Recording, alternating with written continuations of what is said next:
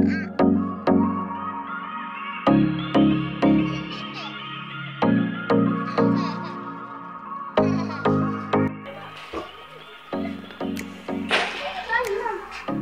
niya kanina. Ang lamig, besh! Welcome to my vlog. Nagba-vlog kaming dalawa, oh. Hi! Diba? Lamig po kayo OFW, guys. Kahit masakit tayo.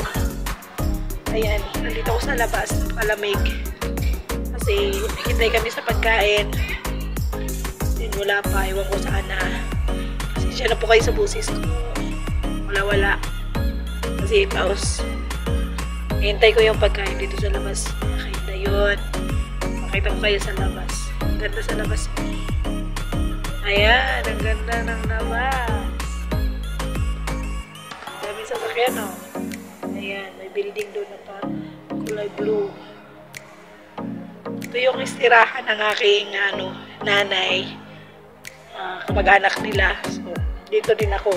Kaya kahit sobrang lamig, tinitiis ko kasi hindi pwedeng hindi samahan yung nanay ko.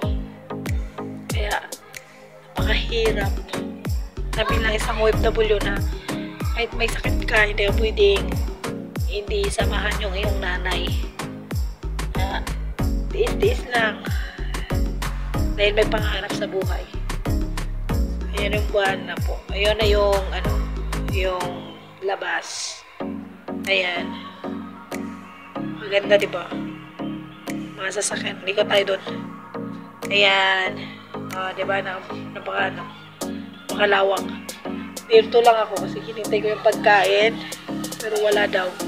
Wala pa. Iwan mo ba? Yan, papasok muna ako mga kainda yun. Kasi wala pa naman sana yung pagkain nila.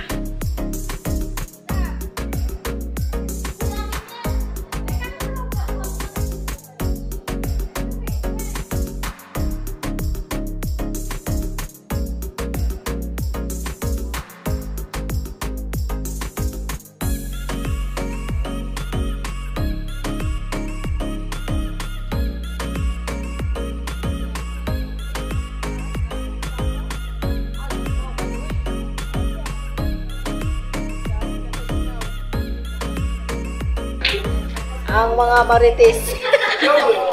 Marites. Dupling yakin. Ang marites.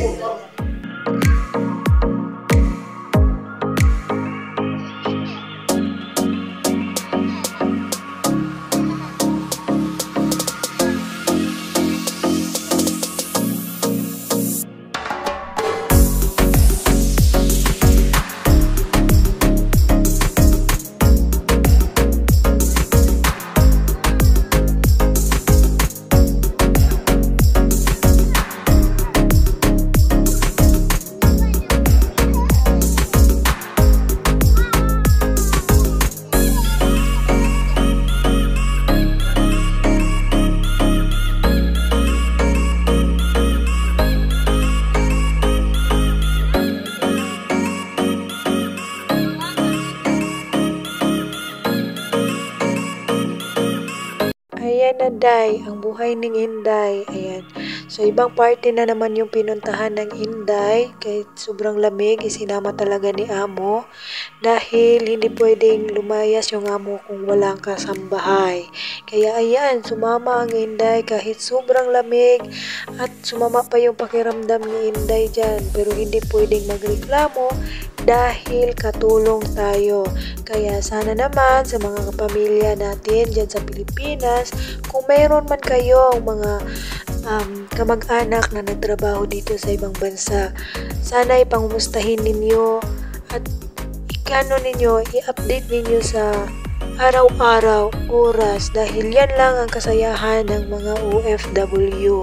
Kahit sobrang lamig dyan mga kahinday yon, tiniis ko, sama pa yung pakiramdam ko. Kaya na voice over lang po ako mga kahinday yon dahil nag-start na po yung party dyan. Kaya may music na, kaya baka mag-copyright tayo. Kaya yan lang ginawa ni Inday.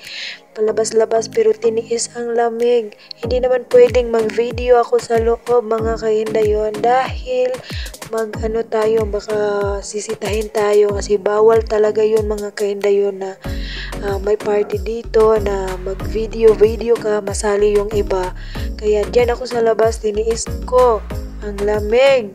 Pero worth it naman yung sobrang lamig, guys, kasi napakaganda yung view at saka nakakita din ako ng ibang tao. Hindi lang yung palaging dito ko sa bahay, palagi yung amo ko yung kasama ko. Kaya kahit sobrang lamig, tiniis ko para lang ako makalabas at makakita ng ibang tao. Napakahirap maging isang OFW, mga kainday yun. Kaya sana at unawain ninyo yung mga kamag-anak ninyo na nandito nagtatrabaho sa ibang bansa. Dahil yan lang ang kasayahan. Kaya maraming salamat sa inyong lahat sa pag-support sa aking YouTube channel, and please subscribe and click the notification bell para updated kayo sa aking mga vlog.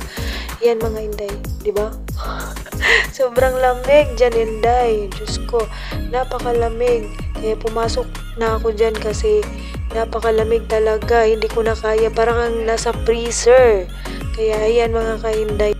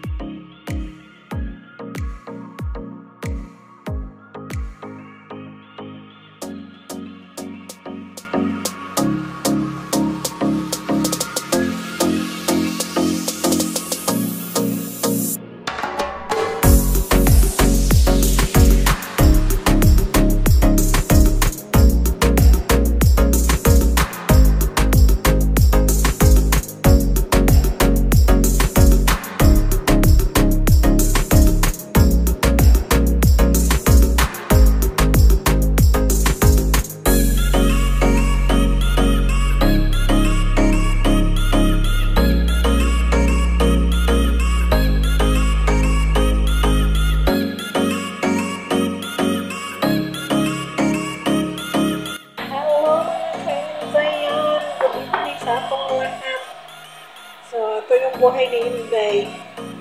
Gumalang gabi, tulog sa umaga. Pero ang amo lang, ang tulog sa umaga. Katulong, para ng zombie. Ay, buhay. Buhay kasambahay. Ito na, kakauwi lang namin na kay Gayon. Ito yung ano yung pinahanap namin, mga kaindayon. Siguro mga 2 oras din kami gumalagala sa labas. Pero kawawa ako, mga kaindayon, kasi hindi naman ako magagala. Yung maniho lang namin lumabas. Ako ay nasa sasakyan at saka yung aking nanay. Kaya hindi rin ako nakapambili ng aking sarili. Ang sarili ko. Grabe talaga yung buhay katulong. Wala, hindi pwedeng magreklamo, mga kaindayon. And thank you so much for watching.